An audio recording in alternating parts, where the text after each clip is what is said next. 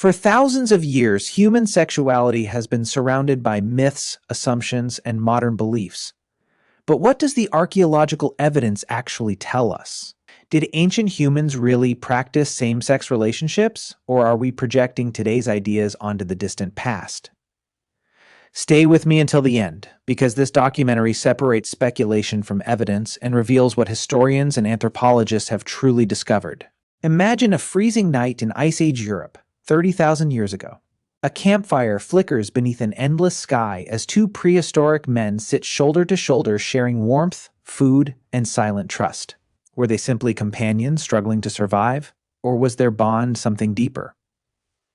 What most people don't realize is that the concepts of homosexual and heterosexual are surprisingly modern inventions, yet same-sex attraction itself may be as ancient as humanity. As archaeology, evolutionary biology, and genetics continue to uncover our past, they reveal a story that challenges one of the most enduring assumptions about human nature.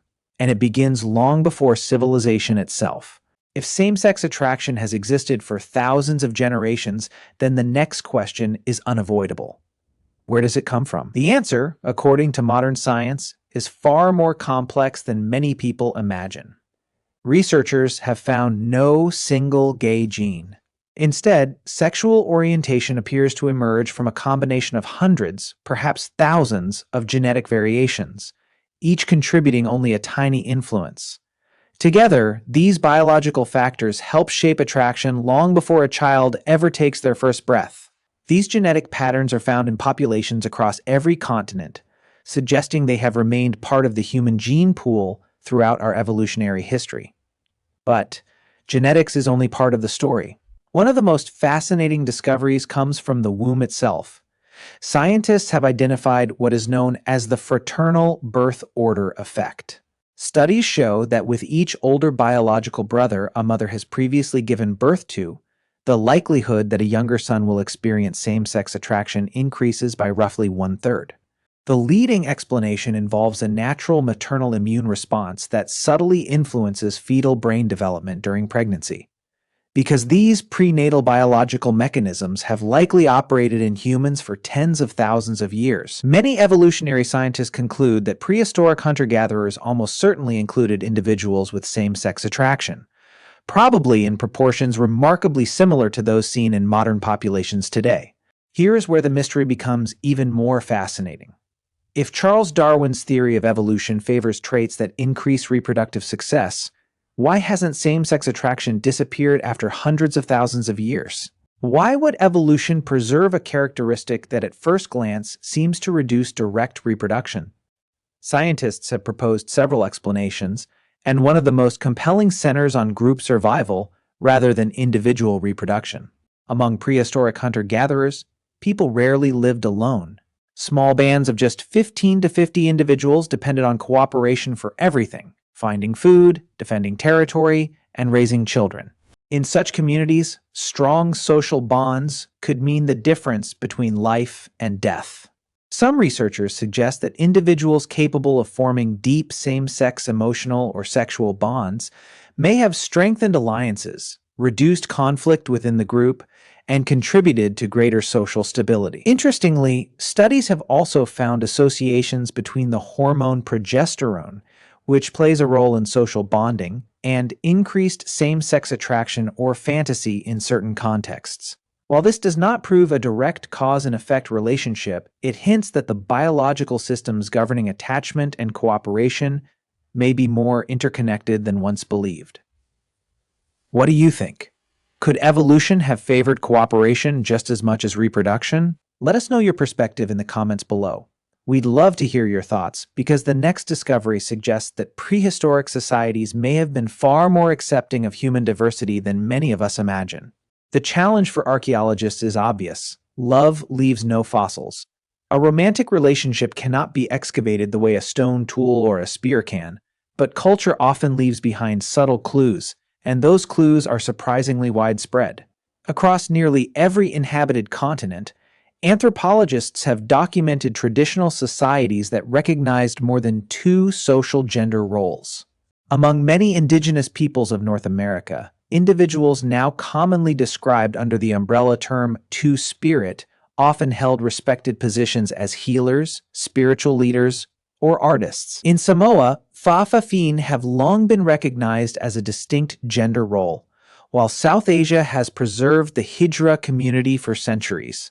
Although these identities are culturally different from modern Western ideas of sexual orientation, they demonstrate that human societies have repeatedly created space for people who did not fit conventional gender expectations. Archaeology offers intriguing hints as well. One remarkable burial discovered in Moravia, in today's Czech Republic, dates back nearly 5,000 years. The skeleton was biologically male, yet it was buried in a position and with grave goods traditionally reserved for women in that culture. Researchers remain cautious. This is not proof of sexual orientation or gender identity, but it does suggest that ancient societies may have recognized social roles far more diverse than we often assume. What surprises you more? That these traditions existed across the world, or that many disappeared from history? Share your thoughts below, because written history is about to reveal even clearer evidence. Once writing emerged, same-sex relationships were no longer hidden in speculation. They began to appear in humanity's earliest records. In ancient Mesopotamia, some legal and religious texts mentioned same-sex acts within specific social and ritual contexts. Certain practices were associated with the worship of the goddess Inanna, while others reflected ideas of power, status, and social hierarchy rather than sexual identity as we understand it today. Ancient Egypt offers one of history's most debated examples. The tomb of two royal officials, Nyankhnum and Khnumhotep, dating to around 2400 BCA, depicts the pair embracing and touching noses, a gesture comparable to a kiss in Egyptian art. Historians continue to debate whether they were brothers, close companions, or romantic partners, but the intimacy of the imagery remains extraordinary. Then came classical Greece, where certain forms of male same-sex relationships became integrated into education, mentorship, and military culture.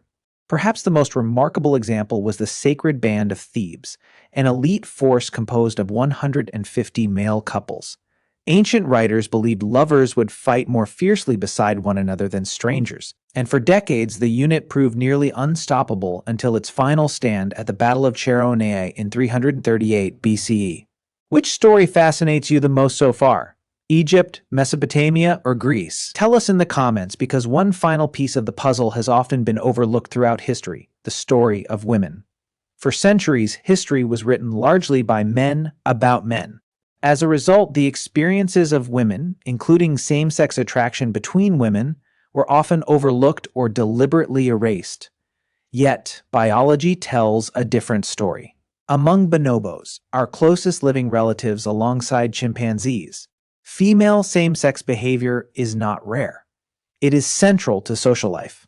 Female bonobos build strong alliances through physical affection, helping maintain peace, reduce conflict, and strengthen cooperation within their communities. This reminds us that same-sex attraction is not an isolated human phenomenon, but part of a much older evolutionary pattern. Human history offers its own echoes. The famous poet Sappho of the Greek island of Lesbos wrote passionately about love and desire between women more than 2,600 years ago. Her surviving poetry remains one of the clearest historical testimonies to female same-sex attraction in the ancient world. Taken together, genetics, prenatal biology, evolutionary theory, archaeology, anthropology, and written history all point toward the same conclusion. Same-sex attraction is not a modern invention. It is a natural and enduring part of the human story. That does not mean every culture viewed it the same way, but the evidence suggests it has accompanied our species since its earliest beginnings. If you enjoyed exploring the science behind humanity's past, don't forget to subscribe and join us for more evidence-based journeys into ancient history. And before you go, tell us, which discovery in this documentary challenged your assumptions the most? Your answer might inspire the next episode. From prehistoric campfires to the first civilizations, the evidence points in the same direction. Same-sex attraction has been part of humanity throughout our evolutionary journey. History is often more complex than modern assumptions. If you enjoyed this documentary, please like, subscribe, and let us know what ancient mystery you'd like us to explore next.